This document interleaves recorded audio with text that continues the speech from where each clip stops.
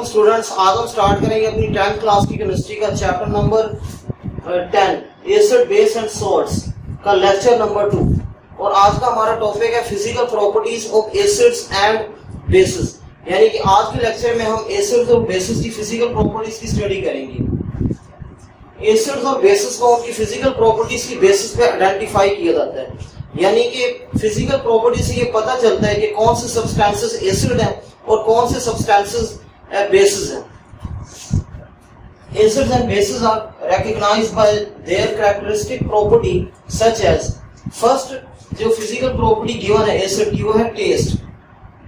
Acids have sour taste. जितने भी acids होते हैं उन सबका टेस्ट सोर होता है, यानी उनका खट्टा टेस्ट होता है, सोर टेस्ट होता है जितने भी एसिड्स होते हैं। जैसे कि फॉर एग्जांपल जितने भी अनराइप फ्रूट्स होते हैं यानी जो कच्चे फल होते हैं, इसके अलावा जो पके हुए फल होते हैं उनका टेस्ट क्या होता है, सोर टेस्ट होता है, क्योंकि उन फ्रूट्स के अंदर एसिड्स होते हैं। जैसे कि फॉर एग्जांपल लेमन, लेमन का जो टेस्ट है वो सोर टेस्ट होता है क्योंकि लेमन में जो है एसिड है। लेमन में जो एसिड होता है उसका नेम है सिट्रिक एसिड। लेमन में सिट्रिक एसिड होता है इसलिए लेमन का टेस्ट सोर होता है। इसके अलावा ऑरेंज, ऑरेंज में एस्कॉर्बिक एसिड होता है इसलिए ऑरेंज का टेस्ट जो है वो सोर होता है। फिर विनेगर की बात करें तो विनेगर में एसिडिक एसिड होता है इसलिए उसका टेस्ट सोर होता है। उसके बाद अगर हम बेसिस की बात करें तो बेसिस वो सब्सटेंसेस होते हैं जिनका टेस्ट बिटर होता है। Basis have bitter taste and feel slippery, यानी वो सब्सटेंसेस जिनका टेस्ट बिटर होगा, इट्स मीन कि उन सब्सटेंसेस के अंदर बेस है। इसी तरह वो सब्सटेंसेस जिनका टेस्ट सोर होगा, इट्स मीन कि उन सब्सटेंसेस के अंदर एसिड्स प्रेजेंट है।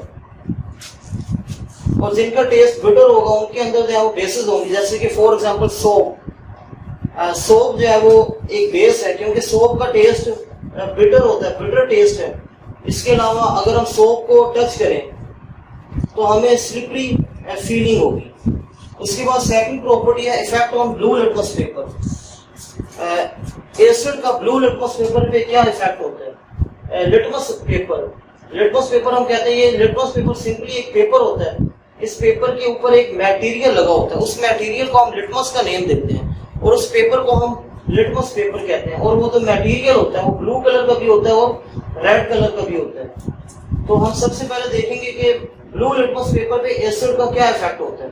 They turn blue litmus red, यानी जितने भी एसिड्स होते हैं वो ब्लू लिटमस पेपर को रेड में चेंज कर देते हैं। वो सब्सटेंस जिसके अंदर अगर हम ब्लू लिटमस पेपर ऐड करें और वो ब्लू लिटमस पेपर रेड में चेंज हो रहा है, इट्स मीन कि वो सब्सटेंस जो है वो बेस है। यानी लिटमस पेपर एक टेस्ट भी होता है एसिड और बेस को आइडेंटिफाई करने के लिए। उसके बाद अगर हम बेसिस की बात करें, effect on blue litmus paper, basis का ब्लू लिटमस पेपर पे कोई इफेक्ट नहीं होता, नो इफेक्ट। उसके बाद थर्ड प्रॉपर्टी है effect on red litmus paper. जो एसिड होते हैं उनका रेड लिटमस पेपर पे क्या इफेक्ट होता है। एसिड का रेड लिटमस पेपर पे कोई इफेक्ट नहीं होता। और अगर हम बेसिस की बात करें तो बेसिस का जो इफेक्ट होता है effect on red litmus paper, they turn red litmus blue. जो बेसिस होती है वो रेड लिटमस पेपर को ब्लू में चेंज कर देती है। यानी वो सब्सटेंस जिसके अंदर अगर हम रेड लिटमस पेपर ऐड करें और रेड लिटमस पेपर ब्लू में चेंज हो रहा है, इट्स मीन कि वो सब्सटेंस जो है वो बेस है। उसके बाद फोर्थ प्रॉपर्टी जो है एसिड और बेस की वो है इफेक्ट ऑन स्किन। स्किन के ऊपर क्या इफेक्ट होता है इनका। They are corrosive in concentrated form, यानी जो एसिड्स होते हैं ये हमारे लिए बहुत ही डेंजरस होते हैं, हमारी स्किन को डैमेज करते हैं। कोरोसिव मीन कि हमारी स्किन को डैमेज कर देते हैं अगर वो कंसंट्रेटेड फॉर्म में है। अगर एसिड्स कंसंट्रेटेड फॉर्म में है, कंसंट्रेटेड मीन कि अगर उन एसिड के अंदर वाटर की परसेंटेज बहुत ही लो है तो उसको हम कंसंट्रेटेड फॉर्म कहते हैं। अगर एसिड कंसंट्रेटेड फॉर्म में है तो हमारी स्किन को कोरोसिव करते हैं, यानी हमारी स्किन को डैमेज करते हैं।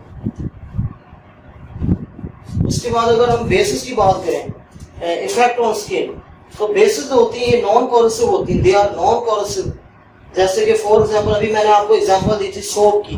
सोप भी एक बेस है लेकिन वो नॉन कोरोसिव होती है। अगर उसको हम अपनी स्किन पर टच करेंगे तो हमें डैमेज, हमारी स्किन को डैमेज नहीं करेगी, इसलिए ये नॉन कोरोसिव होती है।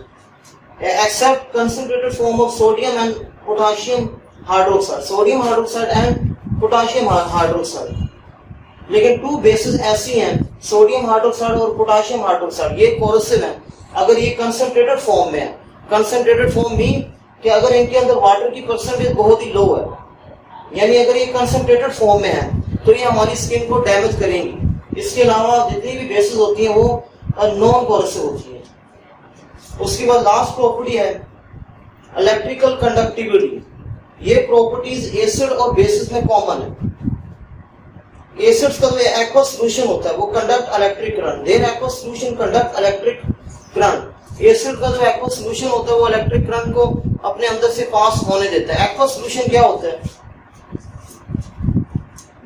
वाटर, यानी वाटर में जो सॉल्यूशन हम बनाते हैं उसको हम एक्वस सॉल्यूशन का नेम देते हैं। और जब भी किसी एसिड को वाटर में हम डिसॉल्व करेंगे तो वो एसिड अपने आयन में डीकंपोज हो जाएगा, वो आयन फ्रीली मूव करेंगे, इसलिए वो इलेक्ट्रिक करंट को भी अपने साथ मूव करवाएंगे। और बेसिस में भी यही चीज है, बेसिस का एक्वस सॉल्यूशन वो भी इलेक्ट्रिक करंट को कंडक्ट करवाता है। Their aqueous solutions conduct electric current. Bases को भी जब हम वाटर में डिसॉल्व करेंगे तो बेसिस वाटर में आयोनाइज होकर आयंस में चेंज हो जाएंगी, वो आयंस फ्रीली मूव करेंगे और अपने अंदर से करंट को भी मूव करवाएंगे।